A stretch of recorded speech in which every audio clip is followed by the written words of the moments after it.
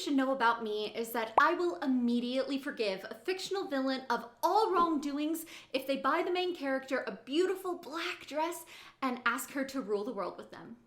I'm sorry, I don't make the rules, I just live by them. And before y'all come at me, please know, I only enjoy fictional villains. Please be nice to each other. Anyway, when I was first reading Shadow and Bone by Leigh Bardugo, I quickly fell in love with the Darkling. They're that scared of you. I think they're more scared of you. And when he gifted Alina a black Kefta, a color reserved only for him, I was done for. I knew right then that I needed this garment to be on my body, and now here we are. Welcome to the first part of making my winter Fete Kefta.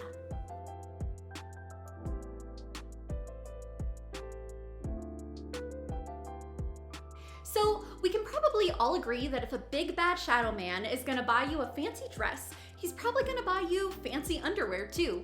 And that thought alone is how we ended up here, making a Victorian chemise and corset in all black. Okay, well actually there was a bit more thought put into it than that. If you've seen any of my previous videos, you might know that I really enjoy historical undergarments. I love making use of historical patterns and sewing techniques. Sometimes it's nice to just sit down and stitch something by hand. Sometimes. Yeah, anyway, in the Shadow and Bone show, there are approximately 15 seconds that Alina is seen in a chemise, and I decided to latch on to those 15 seconds and make one for myself. Can't sleep. Now, the last time I made historical undergarments, I drafted the patterns myself using a 1905 sewing manual. But this time, I decided to follow a commercial pattern. This is Folkwear Patterns Ladies Chemise number 223. It features a bunch of tiny pleats along the front and back, and the most adorable cap sleeves. I started by cutting my pattern pieces from this beautiful black cotton lawn. Lawn is a super lightweight and breathable material, so it's perfect for a chemise.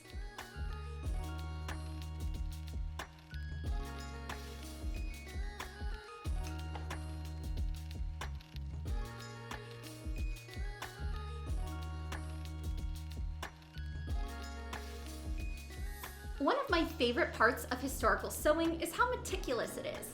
Typically, I'm sewing for speed and the absolute need to get something onto my body. But when following historical methods, that's just not really possible. So I spent a lot of time getting these itty bitty pleats to be even and neatly pressed.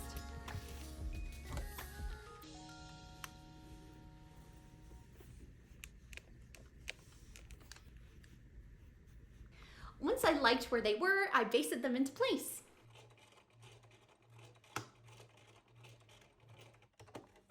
This pattern included a piece that I had never seen before called a neckline template. Rather than cutting the neckline of your garment as you first cut your fabric, they had you pleat down the neckline, then cut the actual neckline. This was really confusing at first, but it's actually so smart. Pleating around a curved shape is super challenging, and more often than not, your pleats will end up crooked. So they use this piece to completely avoid any chance of crooked pleats. So with my pleats in place, I cut down my pieces to the neckline template. The instructions then suggest to remove the basting on your pleats, but I actually really liked the look of them stitched down, so I left my stitches in. Next, the sleeves are attached.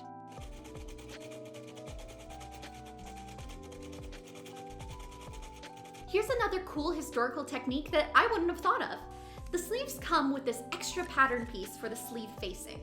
Rather than using French seams to close these, the pattern uses the facing almost like bias tape finishing.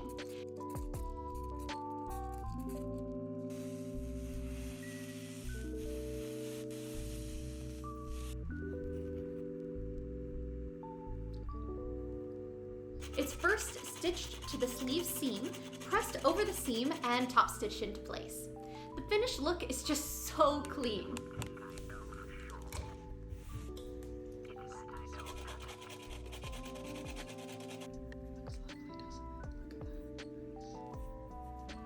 The sides of the chemise are then sewn up with French seams, and now it's time to finish the neckline and the sleeves.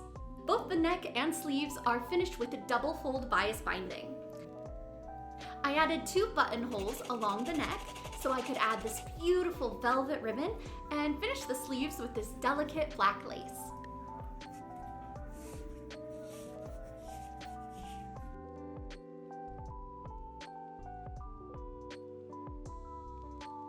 Of course, no Victorian chemise is complete without a corset to go on top of it. I'm using Red Threaded's 1880s Victorian corset pattern. Now here's something I will forever scream from the rooftops, but please do a full mock-up before you make your corset. It's so important to test the fit of your corset with a comparable fabric to your final garment. So no cotton mock-ups here, and if you have the time, I even suggest adding the bones to your mock-up. I made my mock-up from duck canvas, which is my go-to budget replacement for couture. And for the first time in my history of corset making, it actually fit perfectly on the first try. Now for this corset, I decided to make use of a few modern techniques rather than going fully historical. After taking apart my mock-up, I used a basting spray to attach these pieces to my fashion fabric. Spray basting has actually become one of my favorite things recently. I tend to flatline a lot of my garments, so using spray basting to attach my pieces and being able to know that they're not going to shift around has been an absolute lifesaver.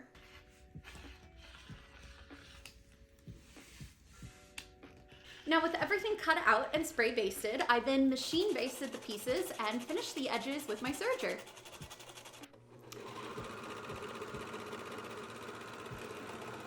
Now I can insert my busk.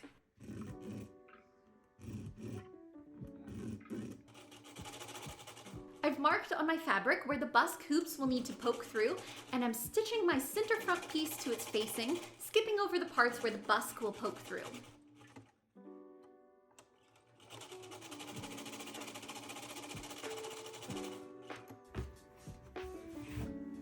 Once this is pressed over, you can simply insert the busk and stitch it into place.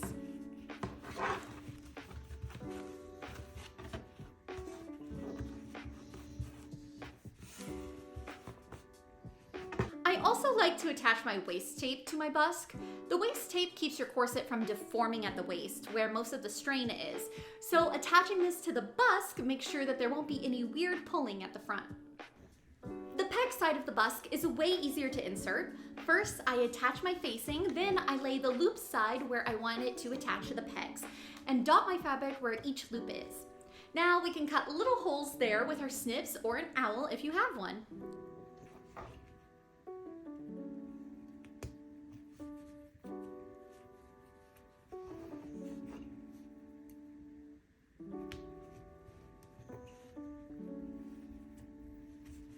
Next, I simply pop each peg through its hole and again stitch it into place.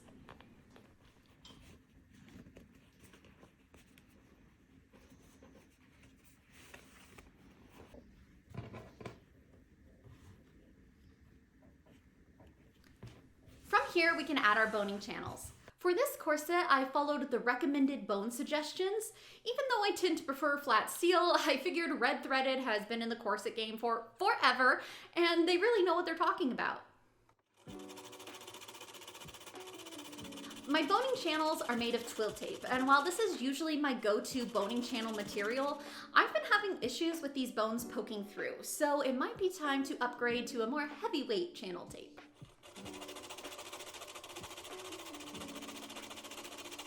This corset is also very unique in that it has boning channels on the seams. So after putting together my pieces, I pressed the seam allowance towards the back and top stitched it into place.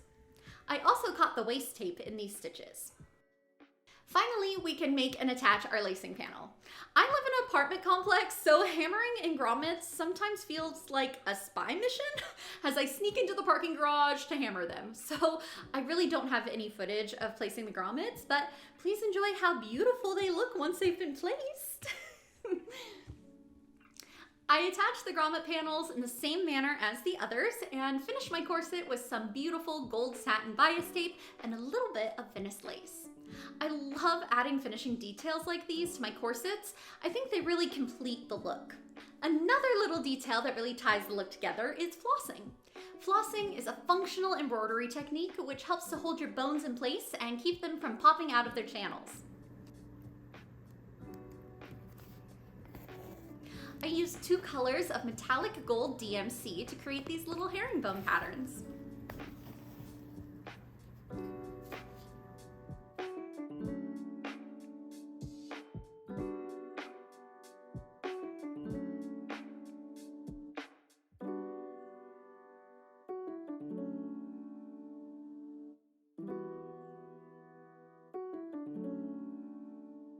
I love the silhouette this corset gives me. It drops my waist a little bit and gives me a really beautiful shape. Well, now that I have these foundations finished, I can finally move on to the base pieces, which also won't really be seen. Well, if you want to see how my kefta turns out, be sure to subscribe and ding the bell. And if you want to watch more sewing videos, check out these videos right over here. Thank you so much for watching, and until next time, be sure to keep sewing, stay positive, and have fun. See you later.